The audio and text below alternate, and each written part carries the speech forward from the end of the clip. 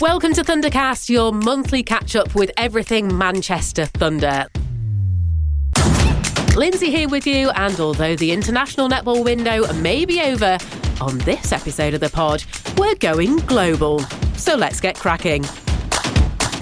The countdown to the Netball Super League 2025 is on. How are you feeling about it? Are you ready to bring your game face to match days, watch along on Sky and the BBC, or follow the latest Thunder news on socials and right here on the pod? I bet you are. So this time, I'm taking a look at the future of netball with new Thunder Pathway head coach Eliza Morgan.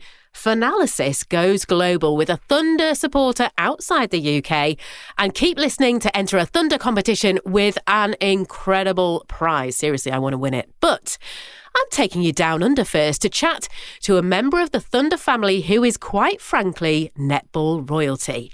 She's head coach at Melbourne Mavericks out in Australia in the Suncorp Super Netball. She's got a Commonwealth Games gold medal to her name, not to mention an MBE. I was absolutely livid when she went to live abroad because, frankly, I miss her expertise in commentary next to me. That's right, it's former England Roses and former Manchester Thunder head coach Tracey Neville. Tracey, welcome to Thundercast, or should I say good day? Thank you very much for inviting me on. Not united Manchester Thunder for ages. We're still a big part of the Manchester Thunder family and a former head coach. You're in Australia. What kind of temperature is it? What time of day is it over there? It's 7:30 in the morning, and it is really hot. I think we're going to about 32 degrees today. So, I came home at Christmas and I spent the whole time with an electric heater pointed at me. I couldn't believe the temperature drop. Yeah. Let's talk about the Super League here, first of all. And of course, I want to talk to you about netball out in Australia. But just looking ahead, we're getting really excited now for Super League 2025 and how things could look different this year, actually, in terms of going down to those 8 teams instead of 10. And I just wondered, obviously, you're really good friends with Karen. You've known each other for years. You talk a lot as well. What do you think about the lineup that she's put together? What are your thoughts on it? I always feel that Manchester Thunder have a very strong core, and I think I learned that when I was at Melbourne Mavericks. The foundation of your team is so important, and I feel that she's really formed that since she's been in post, and she's absolutely crucial in developing talent of the Northwest as well. You've seen some of the highlights of Lois Pearson coming through, some now with Emma, bringing Emma into the fold, some of the young defenders that are coming through. And I think that's a real credit to Karen. She's been part of that pathway. She's been a pathway coach, and she wants to see the talent of the Northwest develop. I think I always say to her this year, she's having a little bit of how do I call it, a maverick. I think we had one of them last year where we had a couple of serious injuries and a pregnancy, and which has thrown her off track a little bit this year. Let's be totally honest, it's not been an easy pre-season for her, has it? So her new international, Nicola Smith, who moves from Loughborough Lightning, broken her arm, so she's not in the squad at the moment. Lois Pearson, injured at the moment as well. And then obviously exciting times for Nat Metcalf having a baby. Congratulations to her. And actually, she was on the last pod. Absolutely brilliant. Go back and have a listen wherever you get your podcasts. 10 on a team now. That's taken out a third of her team, hasn't it? I know. And we were in a similar position last year. Start-up franchise. We had 2 major injuries before the season started. You're heartbroken for the athletes. But I did say to her, I said, last year I felt like I was always up against it in the battle, but sometimes that resilience really builds a championship winning team. And sometimes some like negativity becomes a positivity, and you start to see other players start to take ownership, start to flourish, and start to come through. And I think that's really exciting for Manchester Thunder. Just looking at the players that she has got in the list, that are still available, who really excites you? You always have your stalwarts, and you can't ignore the people that, sort of formulate. You've got Taylor in there, McKevitt, you've got Amy Carter, you've got your El Murray, you've got your Josie Hooker. Like, you've got your people, sort of your foundation players who build that team. But, I think the 2 exciting players that I know from when I was back there coaching was like your Ellen McCormack, your Anya Williams, exciting youngsters. Elia really got an unfortunate injury at, I thought, a real crucial time. I was absolutely gutted because obviously I was coaching that defence end at the time. But I also feel with, Anya, I think she's an up-and-coming player. I think with goal attacks as well, they're a little bit more exciting. They've got... they just have a go at it. And I think with the Supershot, I think, it's time to watch players like that flourish. And obviously you've seen Paige Reed, you can't ignore that a player who probably thought she had a slim chance of getting international, quite a stalwart internationally at the Fast Five game for England, but has now just gone and run a Nations Cup series and done very, very well. So, from my perspective, that experience is crucial when you're going into pressure moments. And I'm hoping to see some of them shine this year. Do you know what? Part of me thinks about the Thunder Way, which, we've sort of talked about over the years and quite what that means. And I think it is that it's just sort of a northern grit thing.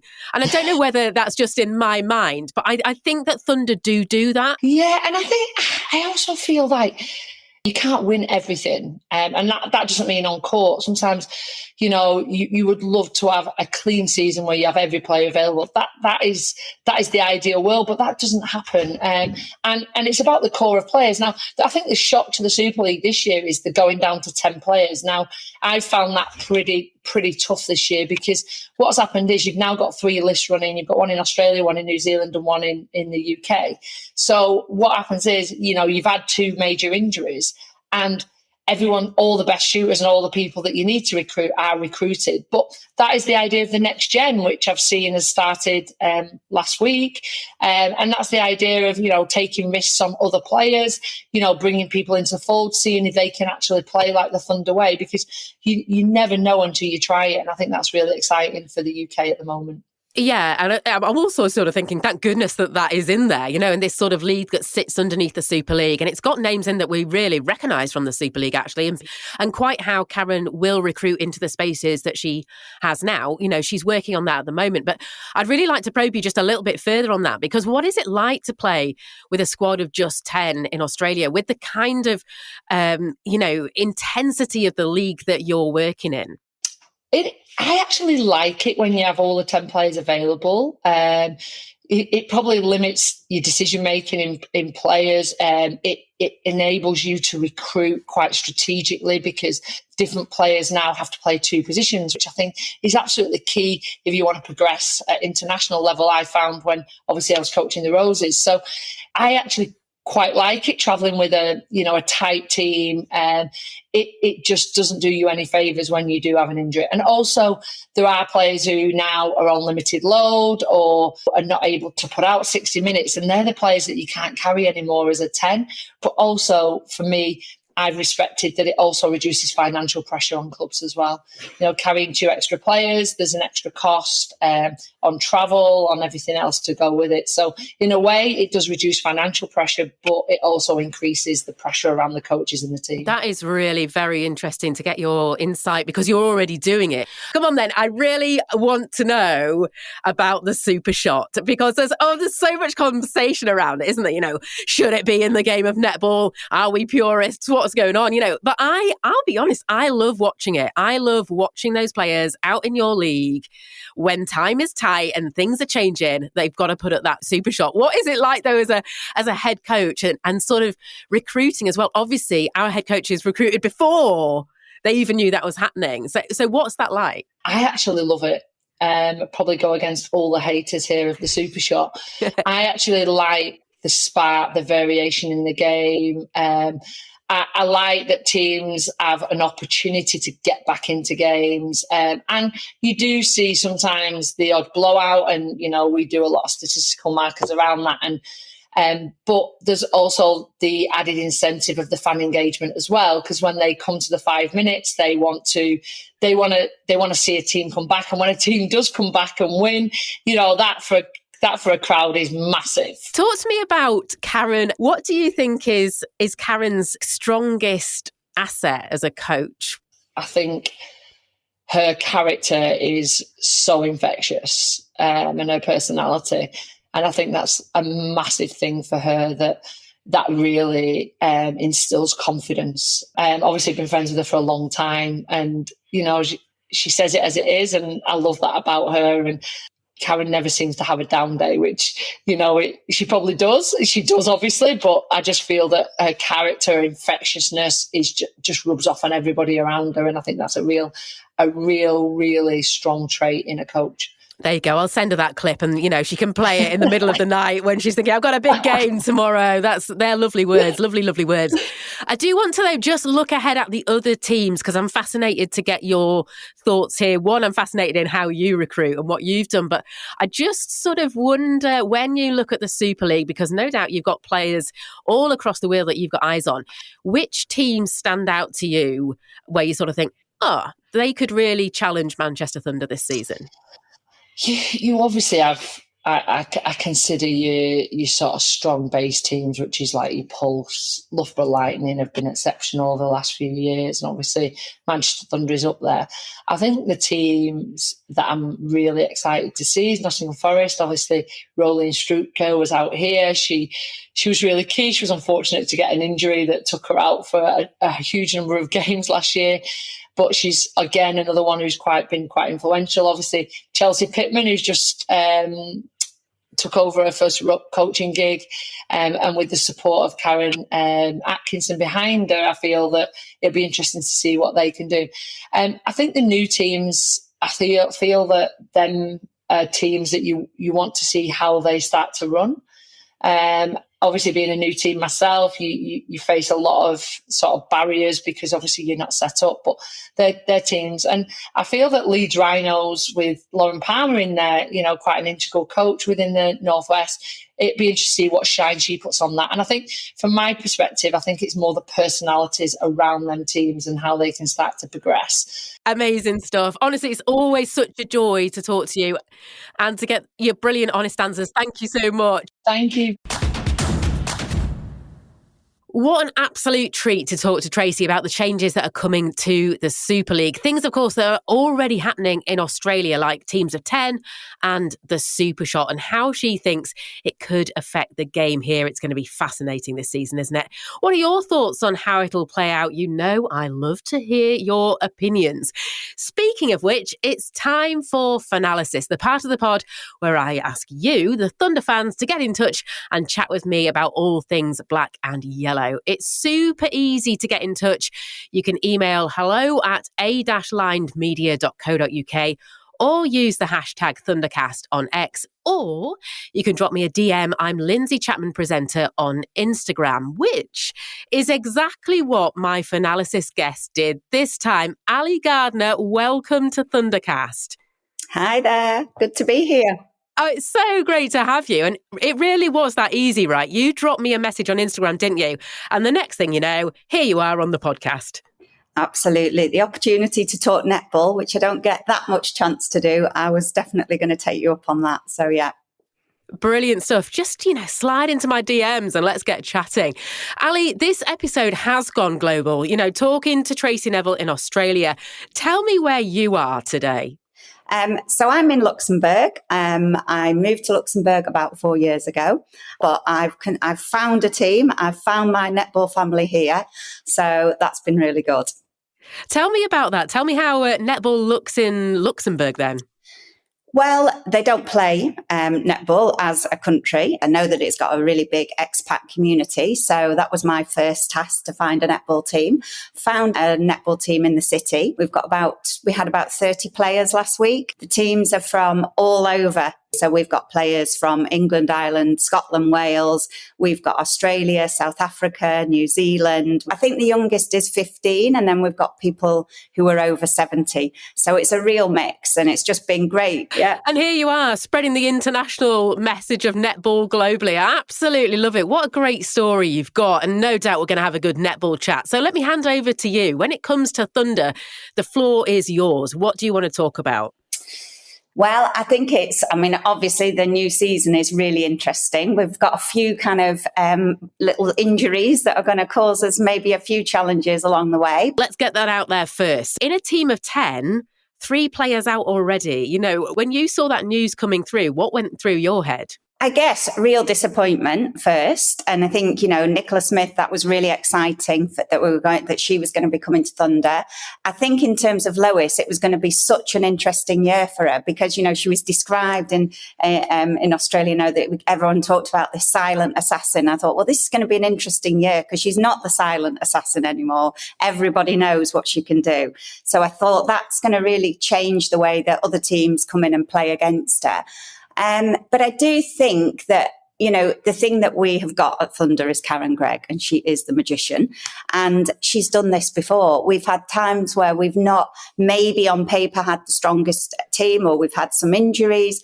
But what she's really good at is putting people in a position to play. And I mean, from that, I think she's also got the whole kind of Thunder pathway. So there's a definite identity about the way Thunder play. And she is just, she's fantastic at making those kind of changes quickly. So I think she'll adapt, and that will be our kind of secret weapon, particularly in the first part of the season. I also find the Thunder way really interesting. And part of me thinks it's so good to have an identity and for players to come in, and other teams fear that. They sort of think, gosh, Thunder always mean business. Do you think, though, that teams now know what that is and they can therefore come to Thunder and think, right, they're going to play the Thunder way. We know they're going to be gritty. We know they're going to stay in it right till the very end. And they make that game plan. Yeah, but I think that's a really difficult thing to do because it's that relentlessness that they play with at Thunder. What Karen does in particular is looks at the teams that are coming in and she adapts every time. And that's what's so exciting about seeing Thunder. But, you always think that's your own bias for that. So I am aware of that as well. I really felt actually that last season Thunder were on the front foot with that. So particularly in the shooting circle, those changes came. Teams didn't know how to adapt to it. Thunder did brilliantly, but it wasn't enough in the final, was it? Loughborough Lightning had done their homework and Thunder weren't able to rise to that challenge. So what do you think we have to do differently this time?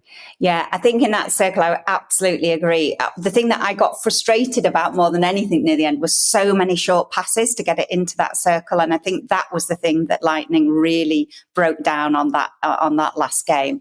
I think, it isn't just about in the circle. I think it'll change this year because that strength now that we've got with Paige and Al-Marie, I think is just going to be absolutely unbreakable, really. And the confidence they've got, and particularly with Supershot being able to turn and shoot, that Paige is definitely going to do, that's what they're going to have to make more use of. So maybe that in itself, and then, Al-Marie being a holding shooter will definitely, she's going to be able to get those rebounds.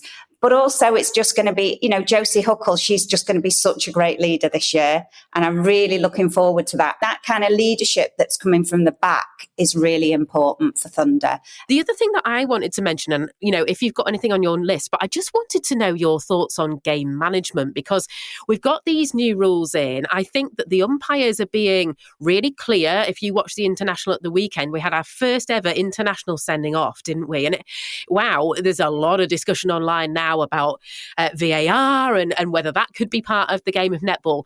I think the players in Super League this time are going to have to adapt really quickly to those umpires. What do you think? Absolutely. And I think that we've seen that in those international matches. We saw it in Fast Fives as well, that, I think was an interesting one. I was really pleased to see that Alicia Scholes managed to stay on court for all of her matches. Another Thunder player, and she's always kind of played with so much passion, which is fantastic. For me, she is just she's like a conductor of the game, she's just fantastic, but it's about pacing that passion that she's got. So and often the kind of some of the youngsters who have that passion that they've not kind of yet got to that stage of how they manage it on the court are really going to have to watch out. But it's fair enough. I thought that all of the calls that I saw this weekend, I thought that they were all justified and it really did manage the game in a different way to the way in the past when tensions have got really high and then it's got so scrappy and it's been so stop and start. I think that game management and the umpires being really clear has really stopped that kind of part of the game which you didn't want to get into. People weren't frightened of getting sent off before. I think now it's a genuine fear for most players. I think you're right. When you hear that warning come, then you're thinking, right, or the coach is thinking, do I need to make a switch here in order to just preserve that player? Absolutely right. Anything else on your list? Because I did spot you've got some notes there. Have you got anything else you want to bring? Well, I mean, I guess the thing that I always think about with Thunder is about the Thunder family, and people talk about it and talk about netball family. And for me, it's just been such an important part of my life from being, really young all the way through, and then with my own kids. And then I think the whole thing about the family, I can watch, and it's such a good link for me here that I know that I can't go to the games live, but I watch the games. It just feels that I'm still connected to Thunder. We've appointed ourselves as our national team, because there isn't a national team. So we just go out and we've had I've got my first cap at 52 years old. That is the best thing that I've heard in international netball for years. That is so good. Yeah. It's about identity in netball, and that's why I'm so excited about the Super League. Good stuff. Last thing that I want you to comment on is what Thunder have to do to show their intent at the start of this season. Well, I think it is that first game, and I'm obsessed with it, is around Supershot, but it's that first game, it's doing it straight away. The very first quarter, in those last 5 minutes, Paige Reed needs to get to that edge of that circle and start putting them up, because then everybody else has to respond. There you go, Paige Reed. Head coach Ali has spoken. You know what you've got to do. Honestly, it's been an absolute pleasure. And if you're listening away to Ali and you're thinking, do you know what, I'd love to take part myself, please DM me with a note on what you'd like to discuss. I'm Lindsey Chapman Presenter on Instagram. Use the hashtag Thundercast on Twitter. The email is hello@alignedmedia.co.uk. All the info is in the show notes. Ali, you've been an absolute pleasure. Thank you so much. Thank you. We've talked a lot in this episode about the future of the NSL, about squad sizes and the changes ahead of season 2025. And one of those changes is the newly created NXT Gen League, which sits just under the Super League, developing those athletes that are coming through the netball pathways and feeding into the Super League itself. Now, Thunder has just appointed a new pathway head coach to work with the NXT Gen players, but also supporting the whole pathway. And she's here for Access All Areas. A really big welcome to Eliza Morgan. Welcome, Eliza. Thank you. Thank you for having me. Very excited. Now, I'm welcoming you to Thundercast, but really, I'm welcoming you to Manchester Thunder as well. How long have you been in the role? So this is my second week in the role now. So very new, very fresh, but enjoying it, and really excited. And actually, really excited to be back. So I did start my franchise coaching at Thunder, so it's really nice to be back. Oh, brilliant stuff. So tell me a little bit more about yourself, really. What do you think is your sort of main strength as a coach? What do you think you bring? I've been coaching for a while, but I just really enjoy, from my side of it, seeing the growth of athletes and bringing athletes right through the pathway, which Thunder do really well. My strength, that's a hard one. I would say I have a good way with getting to know the athletes and really knowing them as people and knowing how to get the best out of them on court. That is a beautiful answer. And hey, look, you've passed the interview. You've already got the job, but it's brilliant to hear. Thunder, they're known for their pathway, aren't they? And many players go on to become part of the Super League squad, and many progress on to the England Roses side of things from Thunder. What do you think it is about the Thunder way of doing things that really leads to this success? I feel it's the sort of the principles from the very beginning when the athletes join Thunder from a younger age, and wherever they enter the pathway, there's a real clear principles of the Thunder way, and it's sort of that northern grit, the hard working, sticking to task, doing your own job, and if that's embedded in the athletes at an early age in the pathway, and it's really seamless to sort of grow and transition up through the ages. I feel like the Thunder athletes are really sort of creative and adaptable as well, so that they can fit into other systems like the Roses. So yeah, it's really nice to sort of come back and see that the principles are still there, but it's also grown and expanded. I think that one of the questions that I get quite a lot, really across the whole of the Super League, is from younger players who come and say to me, how do you get onto these pathways and what are people looking for in the athletes that are coming through? So can you give us a bit of insight in terms of Thunder? What are you looking for and how do young players find a way into that pathway? Yeah, so in terms of getting into the pathway, we always run trials every year, start the season in September. And then even throughout the season, now with the Manchester Thunder League, we have also selectors going down to the league, having a watch, having a see if anyone potentially coming through that we might have missed or developed later. So it's not a sort of cut off in September. If you don't make it, that's it. In terms of what we're looking for, I would suppose, like I said, that sort of hardworking, we like strong, fit athletes, always working hard to do their own job and understanding their role on the court. But also we look for team players that really lift each other, players that will fit within the environment that is created at Thunder, and creative players as well. We really look out for the little extras on court and those that can think for themselves and bring that creativity with the netball. There's some brilliant points. So if you're listening, you're a young player, you're interested in the Thunder pathway, think about those things. Right, Eliza, talk to me about the Next Gen then. It's new. It's got its own league with matches every week. And I believe your season started really well, didn't it? With a win over Dragons. Well done there. Yes, thank you. Yeah, really pleased. And every sort of fixture, the first from round one, was a really close scoreline in every single fixture across the league. Home and away fixtures, so we play everyone twice.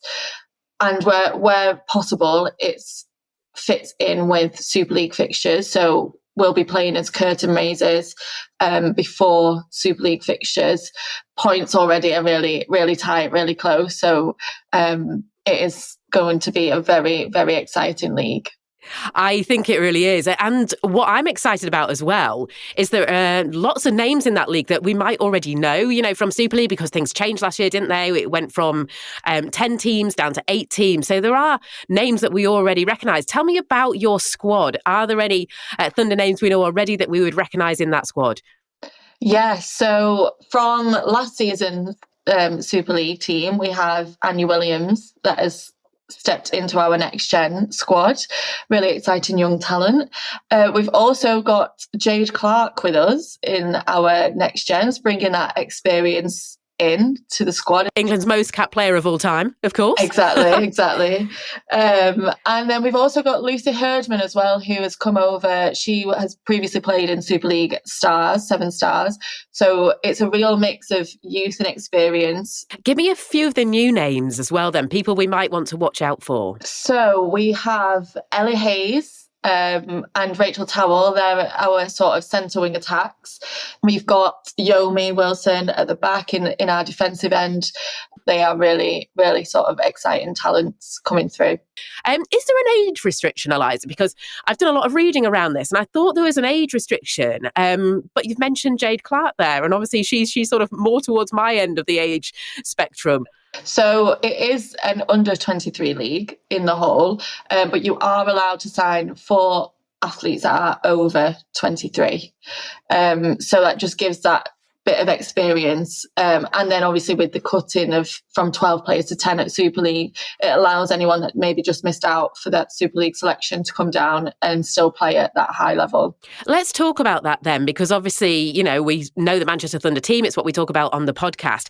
How does Next Gen fit with the Super League side, particularly at the moment, because Manchester Thunder have lost 3 players from their original 10, haven't they? And I know Karen will be looking across the whole of Next Gen. She'll be looking at your squad, of course, as well. How does it work, both before and during the league, if a player needs to come through? Any Super League team can, like you say, can have a look across the whole of the Next Gen League. So they don't just have to pull up from the Thunder injuries. They don't just have to pull up from Thunder Next Gen. They can look across the whole league depending on what position they require. So they can pull up either as a temporary replacement player for sort of short-term injury, or if it's more of a long-term injury, it would be a permanent replacement player. I'd love to know your thoughts. As a coach, 10 players and the Supershot, there's big changes there. With your coaching head on, what do you sort of think are the challenges that face Thunder this season? It is a whole new scene for Super League.